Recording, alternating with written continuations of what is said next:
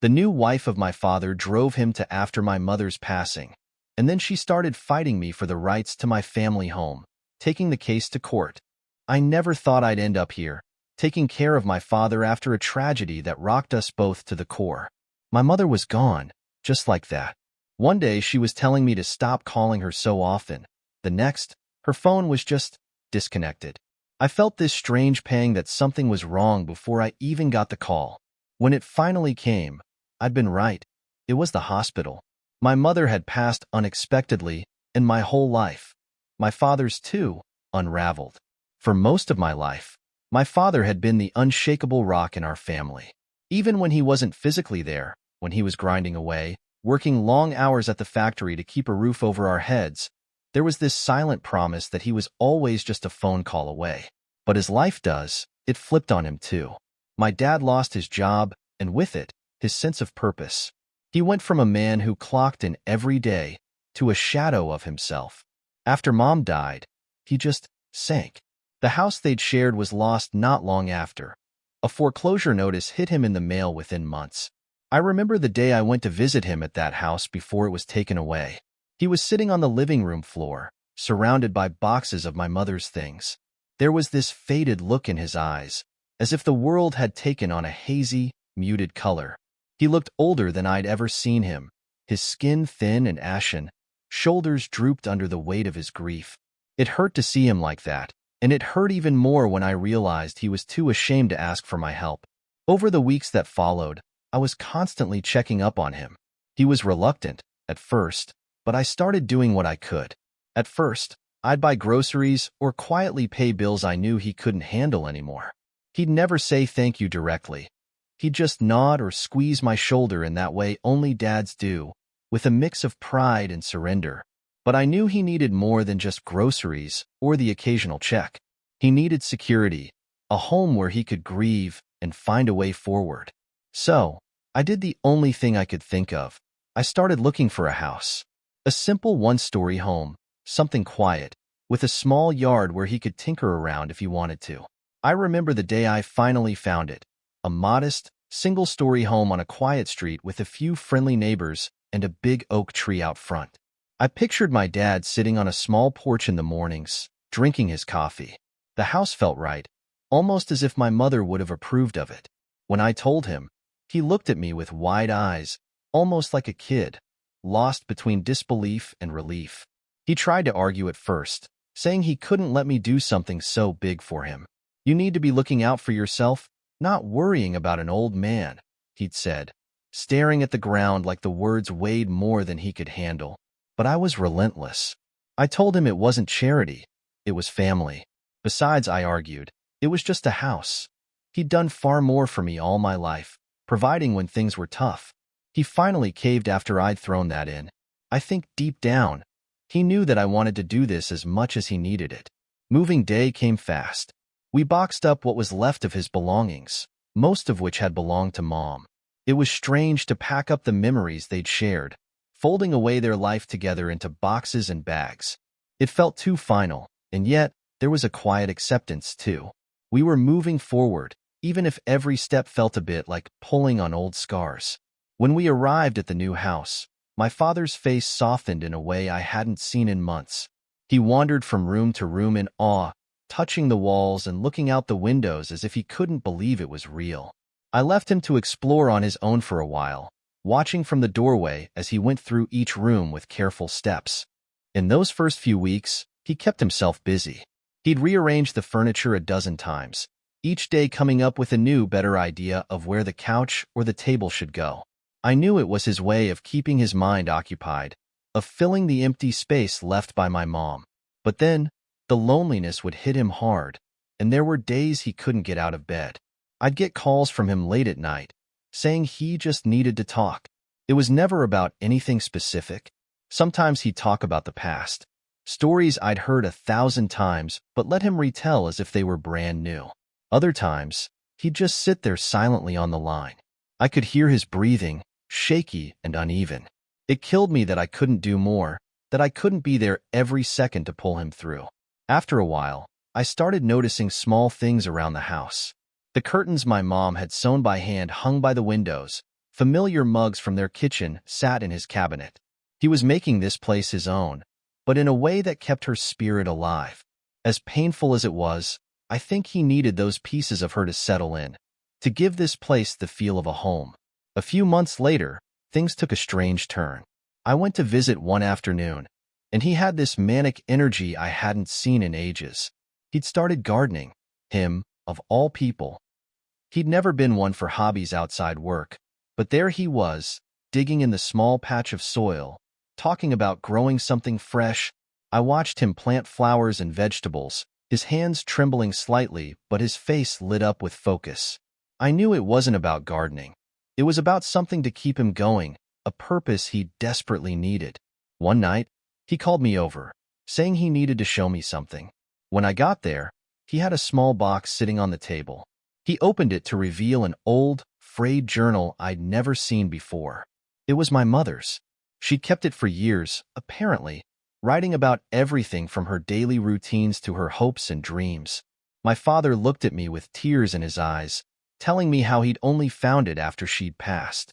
He hadn't dared read much, but he'd wanted me to have it. It was a shock, to say the least. I hadn't known Mom kept a journal, let alone one filled with such intimate parts of herself. Reading through it felt surreal, as if she were speaking to me from beyond. I learned things about her that I hadn't known. The fears she'd kept to herself, the secret dreams she'd held onto, even small grievances she'd never voiced. There were entries about my father, too. I could see her love for him, her worries about his work and health, and a recurring theme of wanting him to find happiness. The journal became our bond. I'd read parts of it to him now and then, snippets that would make him laugh or nod, understanding her all over again in a new way. It was as if she were guiding him, helping him heal. But healing wasn't linear. There were days he'd fall into despair, angry and bitter. Other times, he was quiet and distant, the grief hitting him out of nowhere. But slowly, as the seasons changed, he started to find peace. He'd spend hours tending to his garden, leaving out a chair for Mom, just in case, he'd say with a sad smile. It was never easy, and it would never be the same. But with the house, the garden, and the journal, my father was able to build a life again, bit by bit, memory by memory. We were both carrying her with us, healing as best we could. And in those moments of calm, I felt closer to both my parents than I ever had before. After a few months of finding small ways to heal, something shifted in my dad. He began dressing a bit sharper, trimming his beard, even asking about cologne options one day, a question that floored me. He was suddenly interested in things he hadn't cared about in years. He started going out to a local community center, joining a seniors walking group. At first, I thought it was just about fresh air, something to pull him away from the house and his endless gardening projects. But soon enough, I realized he'd found more than a pastime. That's where he met Karen. She was vibrant in a way that was almost surprising. With her loud laugh and open friendliness, she was the kind of person who would call everyone honey within seconds of meeting them. I could see why she drew my father in. Her energy was contagious, filling whatever room she was in with a kind of warmth. She'd been at the community center's fitness classes for months, and apparently, she'd noticed my dad looking a little lost in the crowd. The first time he brought her up, it was subtle. He mentioned that a friend had been helping him with his posture during their walking group sessions, suggesting that he should be standing tall and proud. I'd known my dad a long time, though, and I caught the small glint in his eye. It wasn't long before her name slipped into our conversations with a frequency I couldn't ignore. Karen said this, and Karen suggested that, until one day, he finally admitted they'd been spending time together outside the group. The first time I met Karen, I didn't know what to expect. Dad invited me over for dinner, and there she was, welcoming me with a warm hug that felt almost too familiar. Karen wasn't shy. She talked about everything, from the meals she loved to cook to the life she lived before meeting my dad. She'd been widowed for nearly 10 years, had 2 grown daughters, and traveled often to fill her days with adventure. I could see how she filled in the gaps in my father's life, the same gaps I'd been trying, but ultimately unable, to fill. She made him laugh. I hadn't seen my dad laugh in ages, not genuinely like this. They'd share quiet jokes, like teenagers sneaking glances and exchanging secret smiles. Watching them together, I felt a mixture of relief and something unfamiliar, a sense of worry that maybe, just maybe, this would change things between me and my dad. Still, the happiness in his eyes left me with no doubt. I wanted this for him. I told him as much, reassuring him that if Karen made him happy, then I'd support them in any way I could. They started spending every evening together, and he began talking about her like she was already part of the family. Over time, it became clear that their relationship was serious. When he called me one morning to announce that he was thinking of proposing, I was stunned. I had to take a deep breath before answering, letting him know I supported him fully. He proposed on a quiet Saturday. Karen called me afterward, ecstatic, describing how he'd taken her to the small local park, where they'd had their first date. They'd walked along the familiar trail, and then, just as they reached a small bench under an old oak tree, he'd turned to her, down on one knee, and held out a ring. She said she was surprised, overwhelmed, and happier than she'd been in years. They planned a simple ceremony with close friends and family in attendance. The wedding day arrived quickly. Dad wore a charcoal gray suit I'd helped him pick out. He looked so nervous yet alive, a man half his age. Karen was stunning in a deep violet dress, simple yet elegant, with a small lace shawl draped around her shoulders. There was something undeniably heartwarming about the two of them standing together, committing to each other in front of their loved ones. The day was full of heartfelt toasts and quiet tears. Karen's daughters were both there, standing close to their mom, and they looked so similar, same strong features and bright eyes. They watched the ceremony, holding each other's hands with expressions that shifted between joy and the same cautious worry I'd felt. After the ceremony, I got a moment alone with my dad, just the two of us standing in a corner away from the crowd. He looked at me with a mix of pride and gratitude, telling me he hadn't felt this alive in years. I clapped him on the shoulder, assuring him again that he deserved this happiness, that Mom would want him to feel loved and whole again. After the wedding, things seemed perfect. Karen moved into the house, and she filled it with her own touches. Soft throw blankets, vases filled with fresh flowers, little notes she'd leave for Dad on the fridge. I'd visit, and she'd always welcome me with her big, warm smile, a cup of coffee in hand, as if I were her own family. She was a bundle of energy, a whirlwind of constant activity. I could see how much joy she brought to my father's life, and as time went on, I found myself slowly warming to her. But then, subtle changes started. At first, they were almost unnoticeable. Karen's daughters began dropping by frequently, which seemed fine at first, but I noticed they often left with things. Old books, bits of furniture, even my dad's tools. It didn't seem like a big deal until I saw his confusion about where certain items had gone. He'd mentioned something in passing, wondering aloud where his favorite set of screwdrivers had disappeared to, or why his mother's old clock wasn't on the mantel anymore. Each time, Karen would laugh it off, saying her daughters probably borrowed them and would bring them right back, but I could see the small flicker of discomfort in my father's eyes. Despite my concerns, I stayed supportive, reminding myself that my dad's happiness came first. Karen's presence in his life had filled a void that had felt impossible to mend after Mom. She pulled him out of his grief, giving him purpose again. I convinced myself that the small things didn't matter, even if they left an unsettling feeling in my gut. A few months passed, and Karen began suggesting changes around the house, replacing items with new things. She was modernizing, she'd say, adding her own touch. My father, eager to keep her happy, went along with every suggestion. I saw pieces of my mother's memory slowly being moved out of sight, but I held my tongue, reminding myself this wasn't my house. Still, the house felt different, a strange mix of familiar and foreign, as if I were walking into a place that was once mine but now belonged to someone else. The first real shock came during a family dinner. Karen casually mentioned that her daughter, Angie, had been struggling financially and would be moving in temporarily. My father looked at me, seeking approval, and I couldn't say no. Karen assured us it was just for a few weeks, that Angie needed time to get back on her feet. But as the weeks turned into months, it was clear Angie had no intention of leaving. She rearranged furniture, treated the house as if it were her own, and had her friends over constantly. The dynamic shifted completely. My father seemed caught between his desire to support Karen and his discomfort with how much things were changing. He'd sigh deeply when I asked him about it, brushing off my concerns, saying it was just a temporary adjustment, but I could tell it was eating at him. One evening, I stopped by to find Angie arguing with my father in the living room, her voice raised over something trivial. Karen stood off to the side, quietly watching but not intervening. I felt a sudden pang of anger, realizing my dad was bending over backward for a family that seemed to be taking advantage of his kindness. I pulled him aside after they left, urging him to set boundaries, reminding him that he deserved respect in his own home. He nodded, looking grateful but defeated, as if he knew I was right but couldn't bring himself to confront Karen or her daughter. Over time, I watched my father's bright spark fade again, the same way it had after Mom passed. He loved Karen, but he seemed torn between his loyalty to her and the respect he'd once held for himself.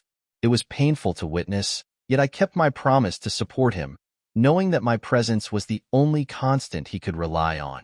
As I sat across from him one evening, watching the exhaustion in his eyes, I realized this wasn't the happy ending I'd hoped for him. But for now, he seemed determined to make it work, clinging to the love he'd found with Karen, despite the challenges she'd brought into his life. The changes started small, almost subtly at first, as Karen and her two daughters, Lisa and Emma, began to settle into my father's home. After Angie moved out to finally get her own place, Lisa and Emma followed close behind, both between situations, as Karen put it. I could tell my father was hesitant, but Karen reassured him, saying they'd only be around for a short while. Just a couple of weeks, honey, she'd say, patting his hand with that familiar charm that seemed to have lulled him into believing everything would work out. Dad looked at me with an apologetic shrug, as if to say, "What choice do I have?" Lisa and Emma arrived with a few bags, some boxes, and a lot of stories about how tough things had been lately. Lisa was around 30, tall and sharp-featured, with an almost dismissive air that reminded me of someone who was always just a bit irritated with life. Emma, her younger sister, had a quieter presence, though there was an aloofness to her that made her feel almost unreachable, like she was above it all. At first, it seemed innocent enough. They stuck to the guest room, keeping their belongings mostly contained. But over time, their presence crept into the house in a way that felt more permanent than temporary. Their personal items began to fill the shared spaces. The hallway bathroom, once my dad's quiet domain, was now lined with their brightly colored bottles and beauty products. The guest room overflowed, and boxes started spilling into the living room, stacked in corners or on top of my dad's things. The most obvious change, though, was in the way they treated my father's house.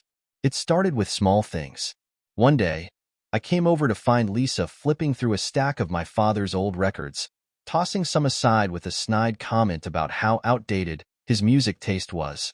Then there was the time I caught Emma rearranging his collection of old tools in the garage, her brows furrowed as she muttered that his system just didn't make any sense. My father, who had once been so protective of his belongings, just smiled weakly, mumbling something about how they were just making themselves at home. But it didn't sit right with me. There was something about the casual disrespect, the way they acted as though everything was fair game, that made my stomach twist. A turning point came one Saturday morning when I stopped by unannounced. Walking into the kitchen, I was hit with the smell of strong perfume mingling with burnt toast. There, in the center of my mother's kitchen, was Lisa, dressed in a silk robe that clearly wasn't hers. She was stirring a pot on the stove with one hand, holding her phone with the other as she chatted loudly with a friend, laughing about a party she'd attended the night before. "Hey, what's up?" she said with a dismissive wave when she saw me, barely looking up from her phone. The words stung with a familiarity that didn't belong there. This wasn't some roommate situation. This was my dad's house, the place where I grew up, and Lisa acted like she owned it. I pulled my father aside that day, unable to hold back my frustration any longer. "Dad, don't you see what's happening here? They're treating this place like a free-for-all," I said, gesturing toward the kitchen where Lisa was still holding court. He sighed, rubbing the back of his neck. "They're just going through a rough time, you know? Karen says it's temporary, "And I don't want to rock the boat," he replied, his voice carrying a mix of resignation and denial. I could see he was uncomfortable, but it was as if he couldn't muster the strength to push back. Over the following weeks, it only got worse. Lisa and Emma expanded into every room, each space subtly shifting under their influence. My mother's furniture, which had once been a tribute to her sense of style and comfort, was slowly being replaced or rearranged without my father's say. One afternoon, I came over to find the living room transformed. Lisa had replaced the old, worn sofa with a sleek, leather one she'd apparently picked up on sale, and Emma had brought in a glass coffee table that looked like it belonged in a catalog. The room felt cold, stripped of its history and warmth. My father's hesitation to confront them became more apparent. He'd move quietly around the house, seeming smaller somehow, as if he were a guest in his own home. One evening, I found him in the garage, hunched over a small workbench, tinkering with an old radio he'd kept from his childhood. It was one of the few spaces that hadn't been overtaken by Karen and her daughters. "They've taken over, haven't they?" he finally muttered, not looking up from the radio. I nodded, feeling a mix of relief and sorrow that he could finally acknowledge it. But even then, he looked at me with a sadness in his eyes, as if he didn't know what to do about it. It was around that time that the atmosphere in the house shifted from unsettling to outright hostile. Karen's daughters began hosting gatherings, inviting friends over at all hours. The quiet home my father had built with my mother was now a revolving door of strangers. They laughed loudly, stayed late into the night, and left empty bottles and messes for my father to clean up the next day. I could see the toll it took on him. He looked worn, his shoulders slumped, his voice softer, as if he were too tired to speak up. One evening, I arrived to find Emma berating my father in the kitchen, complaining that he hadn't stocked the fridge with the right foods. I couldn't hold back any longer. I stepped in, confronting her, demanding to know what right she had to speak to my father that way. She looked at me with a mix of arrogance and defiance, as if she couldn't fathom why I'd even care. "It's our home too," she sneered, crossing her arms. "Mom said we could stay here as long as we need. Don't act like you have any more right to be here than we do." I stared at her, stunned, my mind reeling. Our home? The entitlement was infuriating. But what hurt more was the silence from my father, who stood there, head down, unable to muster a response. I pulled him aside after they left, asking him how much longer he could let this go on, how much more he'd sacrifice for Karen's daughters. "I don't know, son," he whispered, voice barely audible. "I just don't know." The breaking point came a few days later. I went over to find a piece of furniture missing, the antique cabinet that had been in our family for generations. It was my mother's pride and joy, a gift from her parents that she'd kept polished and pristine. I asked my father where it had gone, and he muttered something about Lisa taking it for storage space. Apparently, she'd said she could make better use of it. That was it. I couldn't keep quiet any longer. I confronted Karen directly, asking her how she could let her daughters treat my father's home with such blatant disrespect. She looked surprised, even a little hurt, but she quickly brushed it off with a tight smile, saying they were just adjusting and that I should try to understand. But there was no understanding it anymore.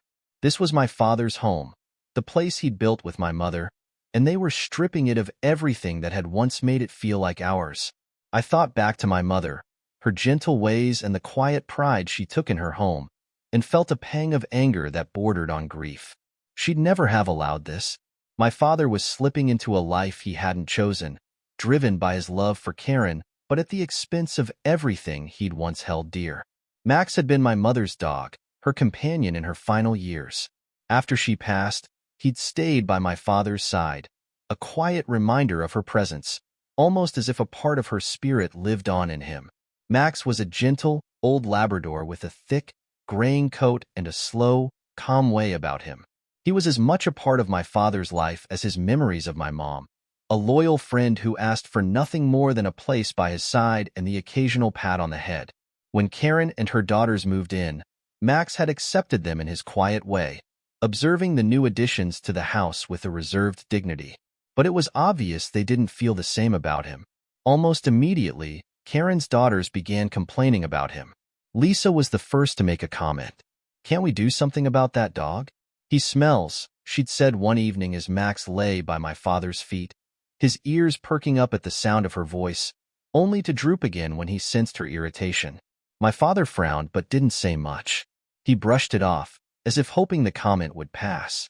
But it didn't. Soon enough, Emma joined in, constantly pointing out the bits of fur Max left on the floor, or how he got in the way in the kitchen when she was trying to cook. They'd huff or sigh dramatically whenever Max wandered into the room, as if his very presence were an inconvenience. Karen, to my frustration, didn't do anything to diffuse the tension. Instead, she seemed to side with her daughters in subtle, insidious ways. When Lisa or Emma complained, Karen would nod sympathetically, occasionally making remarks about how hard it was to keep a house clean with a dog around, or how they didn't have these problems before. One afternoon, I dropped by and found my father sitting on the porch with Max by his side, his face lined with stress. Max was whining softly, leaning his head on my father's knee as if sensing his unease. My dad looked up at me with a mixture of exhaustion and sadness. "They don't like him," he said quietly, scratching Max behind the ears. "They think he's too much trouble, that he's messy or something." He shook his head, sighing. "But he was your mother's. He is family." I felt a pang of anger at the idea that they would make him choose, that they would take this small comfort away from him. Max was more than a dog. He was the last piece of my mother left in the house, a constant reminder of the warmth and love she brought into my dad's life. I couldn't imagine how he'd feel if he had to give him up. Over the next few weeks, the tension in the house grew thicker. Lisa and Emma's complaints became more frequent and more pointed. They'd roll their eyes when Max padded into the room or leave the back door open intentionally, hoping he'd wander outside. More than once, my father had to go searching for him in the backyard after one of them left the gate open. He'd come back with Max, looking frustrated but saying nothing. The final straw came one evening when I stopped by to find Karen and her daughters huddled together in the living room, speaking in hushed voices. I overheard Lisa saying, "Why don't we just take him to a shelter? I mean, he's an old dog. It's not like he'll notice the difference."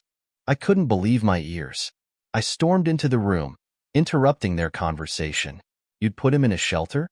I demanded, glaring at each of them. "Max is my father's dog, my mother's dog. He's family." Karen looked taken aback, but only for a moment.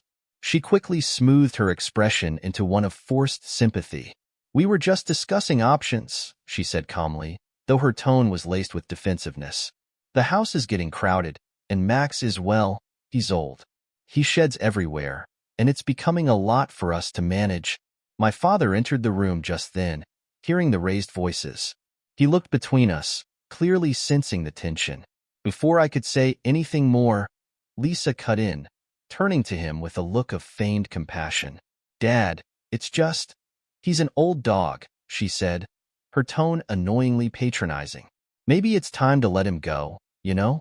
For everyone's sake. He'd probably be happier in a different environment, maybe a farm or something." My father stood there, his shoulders slumped, the weight of their words pressing down on him. I could see the pain in his eyes, the conflict tearing him apart. He loved Karen, and he was desperate to keep the peace. But Max was the last living link to my mother. Giving him up would be like erasing her memory entirely. I couldn't watch them bully him into this decision. Taking a deep breath, I stepped forward. "That's enough," I said firmly, looking at each of them. "Max isn't going anywhere. If it's really that much of a problem, I'll take him with me." "But you're not getting rid of him." My father looked at me, his expression a mixture of relief and sorrow. He gave me a small, grateful nod. The weight of the decision lifted from his shoulders, if only slightly. I knew it broke his heart to let Max go, but he also couldn't bear the constant tension in his own home. A few days later, I arrived to pick Max up. My father tried to act stoic, putting on a brave face, but I could see the pain in his eyes as he knelt down, scratching Max behind the ears one last time. Max seemed to sense something was wrong. He whimpered, nudging my dad's hand with his nose. "Take good care of him," my father said quietly, his voice thick with emotion. He was your mother's heart, you know? She'd want him to be happy. I promised him that I would, fighting back my own tears as I led Max out of the house. The old dog trotted alongside me, his head held high, but he kept glancing back, as if unsure of why he was leaving the only home he'd ever known. I loaded him into my car, patting his head and murmuring reassurances, though I wasn't sure if they were more for him or for me. As I drove away, I couldn't help but feel a surge of anger toward Karen and her daughters. They'd taken so much from my father already. His home, his sense of peace, and now they'd pushed him to give up one of the last remnants of his past with my mother. Max had been a quiet, loyal companion, asking for nothing, causing no trouble. He'd been a friend, a link to a life that was slowly being erased. Over the next few weeks, I did my best to make Max comfortable in my home. He adjusted quickly, seeming to understand that he was in a safe space. But every so often, I'd catch him sitting by the window, staring out as if waiting for my father to come get him. It was heartbreaking, but I knew it was the best thing for both of them. The tension in the house had reached a point where my father could barely breathe, and having Max there had only made it worse. My father called frequently to check on Max, his voice filled with a mixture of longing and gratitude. He'd ask about the little things, whether Max was eating well, if he was getting enough walks, if he seemed happy. I assured him each time that Max was doing fine, that he'd found a new routine and seemed content. But I knew it wasn't the same. One day, I decided to take Max back for a visit. When we arrived, my father was waiting on the porch, his face lighting up as he saw us. He knelt down, pulling Max into a tight embrace, his fingers gently scratching behind Max's ears the way he used to. For a few moments, it felt like old times again, as if the three of us were together in that small pocket of happiness, untouched by the changes that had swept through his life. But as the visit came to an end, I could see the sadness in his eyes. He knew he'd made a painful choice, one that had cost him a piece of his heart. Karen's family had created a divide between us, between him and Max, and there was no going back. As we drove away, Max turned to look out the window, his gaze fixed on my father until the house disappeared from view. I reached over, patting him gently, knowing he missed the life he'd left behind. We both did. After Max left, it was as if Karen and her daughters felt they'd won some unspoken battle, like they'd cleared the last hurdle in making the house entirely theirs. The changes in the home became even more blatant. Karen took it upon herself to redecorate extensively, changing everything from the furniture to the wall colors, stripping away any trace of what had once been my father's. The house felt foreign now, a hollow shell of the home where I'd grown up. My father, who had once taken pride in maintaining his home, was now almost completely excluded from decisions. Whenever he voiced an opinion, Karen would wave him off, saying things like, "Oh, honey, we're just updating things for everyone's benefit."